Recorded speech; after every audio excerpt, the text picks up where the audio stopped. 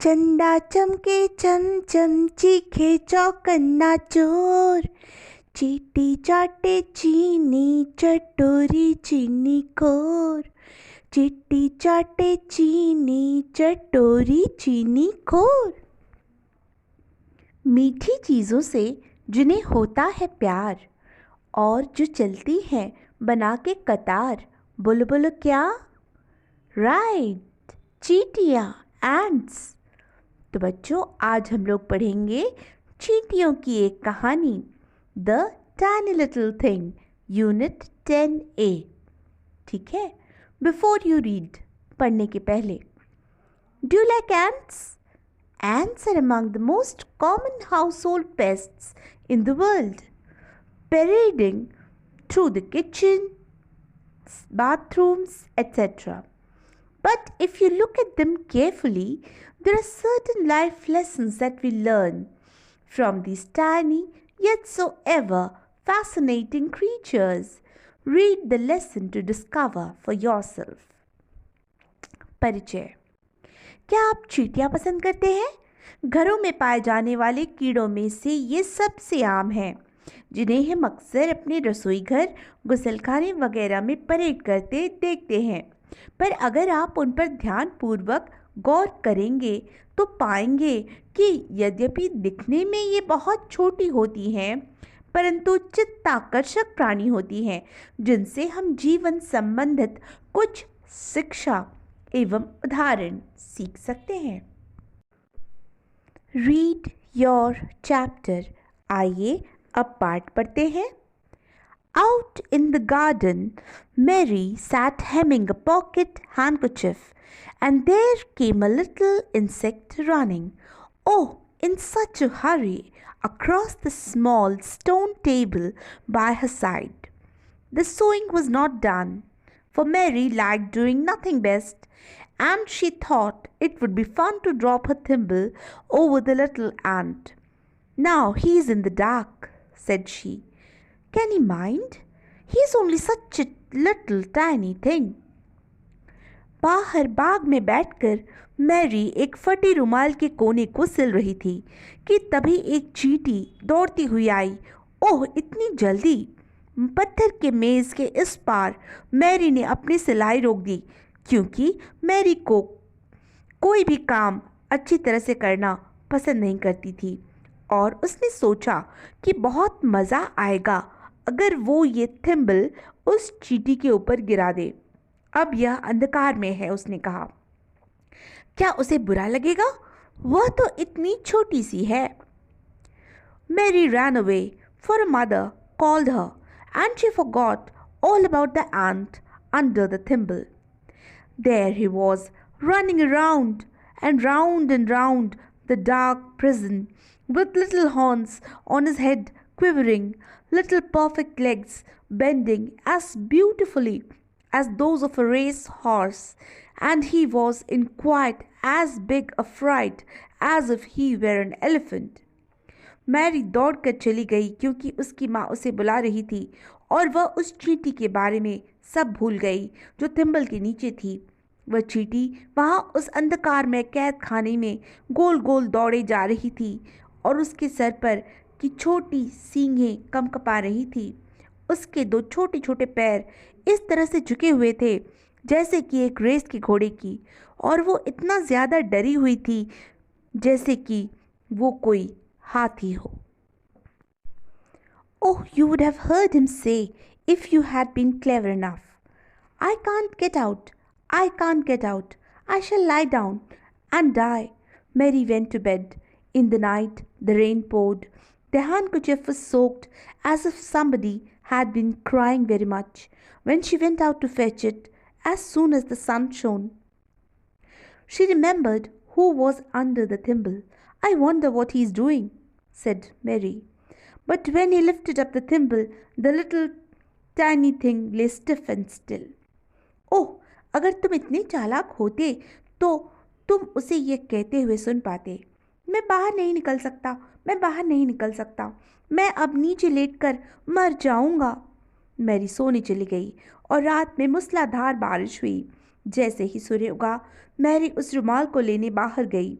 वह रुमाल इस तरह से गीला हो चुका था जैसे कोई बहुत रोया हो। सहसा उसे याद आया कि थिम्बल के नीचे कौन था। मुझे आश्चर्य है कि वह क्या कर रहा है, मैरी ने कहा। पर जब उसने थिम्बल उठाया तो पाया कि वो छोटा सा जीव अकड़ा पड़ा था और हिलडुल भी नहीं रहा था। Oh, did he die of being under the thimble? She said aloud. I am afraid he did. Oh, क्या वो थिम्बल के नीचे पड़े रहने के कारण मर गया? उसने जोर से कहा। मुझे डर है ऐसा ही हुआ है। Why did you do that, Mary? Said her father, who was close by and who had guessed the truth. See, he moves one of his legs. Run to the house and fetch a wee taste of honey from the breakfast table for the little thing you starved. तुमने ऐसा क्यों किया Mary? उसके पिता ने कहा, जो कि निकट ही थे और जिन्होंने सच का अनुमान लगा लिया था। देखो, उसने अपना एक पैर हिलाया। घर की तरफ दौड़ो और बस स्वाद भर जितना शहद नाश्ते की टेबल से ले आओ, इस छोटी चीज़ के लिए जिसे तुमने भूखा रख दिया। I didn't mean to, said Mary. She touched the honey in the spoon with a blade of grass and tenderly put a drop of it before the little ant. He put out a fairy tongue to lick up the sweet stuff. He grew well and stood upon his pretty little jointed feet. He tried to run. मेरा यह इरादा नहीं था, Mary ने कहा। उसने चम्मच में पड़े शहद में घास की पत्ती को लगाया और बहुत ही कोमलता से एक बूंद उस छोटी चींटी के आगे डाल दी। एक छोटी सी परी जीभ निकालकर उसने वो मीठी चीज़ चाटी। वह स्वस्थ हो उठी और अपने सुंदर छोटे जुड़े हुए टांगों पर खड़ी हो गई। उसने दौड़ने की कोशिश की। Where is he in such a hurry to go, do you think? Said father. I don't know, said Mary softly. She felt ashamed. He wants to run home, said father. I know where he lives, in a little round world of ants under the apple tree. तुम्हें क्या लगता है ये कहाँ जाने के लिए इतनी जल्दी में है? उसके पिता ने कहा। मुझे नहीं पता, मैरी ने धीमे स्वर में कहा। वह शर्मिंदगी का अनुभव कर रही थी। वह दौड़कर अपने घर जाना चाहती है। उसके पिता ने कहा, मुझे पता है वह कहाँ रहती है, सेब के पेड़ के नीचे चींटियों की एक छोटी गोल दुनिया में। ओह, has such a little tiny thing a real home of his own? I should have thought he lived just anywhere about. Why, he would not like that at all. At home, he has a fine palace with passages and rooms more than you could count. He and the others dug them out, and that they might all live together like little people in a little town. ओह, क्या इस छोटी सी चीज़ का एक वास्तविक घर भी है? मैं तो यह सोचती रह जाती कि यह बस यहाँ वहाँ कहीं भी रहती होंगी। ऐसा क्यों? उसे यह बिल्कुल अच्छा नहीं लगेगा। घर पर उसका एक सुंदर महल है, गलियारों के साथ, और कमरे तो इतने जितने कि तुम गिन भी न पाओ।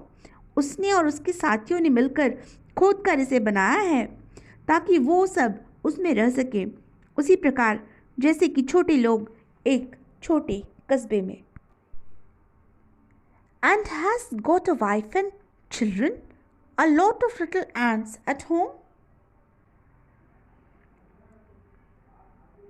Yes, replied her father. The baby ants are born as eggs.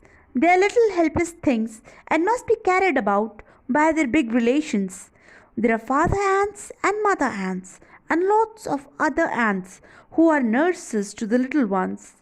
Nobody knows his own children, but all the grown-up ones are kind to all the babies. This is a little nurse ant.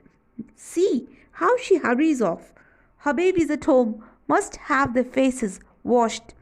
Oh, father, cried Mary, now that is a fairy story. और क्या इसके बीवी और बच्चे भी हैं? बहुत सारे छोटे छोटे बच्चे घर पर? हाँ, उसके पिता ने उत्तर दिया। ये चींटियों के छोटे बच्चे अंडे से पैदा होते हैं। बहुत ही छोटे और असहाय होते हैं ये, और इसलिए इन्हें इनके बड़े रिश्तेदारों द्वारा ढोए जाना बहुत अनिवार्य है। उनके पिता और माता चींटी होते हैं और अनेकों अन्य चींटियाँ होती हैं।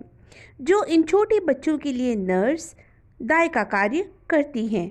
कोई भी अपने खुद के बच्चे के बारे में नहीं जानता, पर जितने भी व्यस्क चींटियां हैं वे इन बच्चों से बहुत दुलार करती हैं। यह देखो, यह एक छोटी नर्स चींटी है। देखो कैसे यह इतनी जल्दी में जा रही है। इसके बच्चे घर पर हैं और उनके मुंह धोना ज़रूरी है। ओ पिताजी, मैरी ज़ोर से बोली, यह तो एक परी कथा है। आज एते दूर, आज बस इतना ही। अगले अंक में हम इसका पार्ट 2 करेंगे, ठीक है? तब तक के लिए थैंक यू। जय हिंद।